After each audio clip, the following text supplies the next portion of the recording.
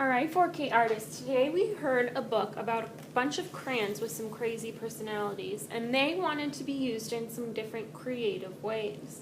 So today you're going to be using some crayons from the art room, and you're going to be coloring in your very own sketchbook. This sketchbook is something you can use every art class when you're done with your project. Up at the top you'll find your name, and down here your teacher code. So when you open your sketchbook up today, you may flip through and kind of just look at some of the pictures in here that you are able to color. Maybe choose one or two that you're going to work on today.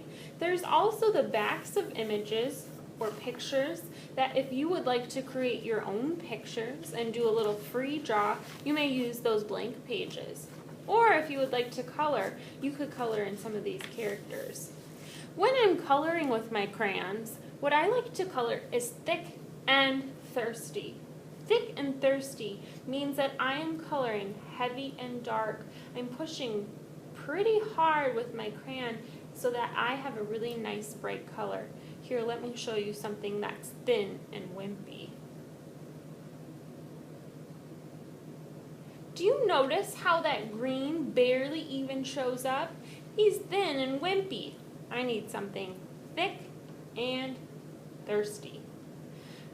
Also, when I'm coloring, sometimes what I'll do is I'll outline a shape first so that I can come back to color it. Outlining means my crayon goes slow like a turtle along that black line so that when I go back to color in, I know exactly what space to color in.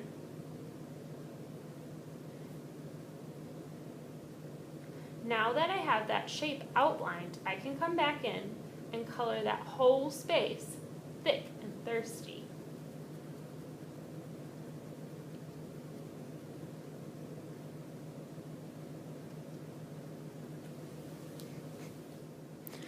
When I have colored my whole picture thick and thirsty, I could think about other things that I want to add in the background. Maybe I want to add a tree behind my king here. What would that look like? Can I color in or draw my own tree? Sure. I could also even maybe turn to the next page and start a new picture. That's up to you, artists. One thing I want to point out before we get started, though, is sometimes when I'm working, I notice that the crayons have been colored down to the paper. And what that means is I just need to peel the paper back a little bit. So I use my fingernail and I peel one little part so that I can see the crayon again. And then I can color some more, and I try to leave some paper on for my hand to color with. If I peel some paper back from crayons, that's okay, but this paper is trash. It needs to go in the garbage. Everybody point to the garbage over there in the corner. So no maids or mamas to take care of us. This is my responsibility to throw my garbage away. If I feel like I'm done with a picture, I can turn to the next one. You might notice that I use some pretty wild colors here.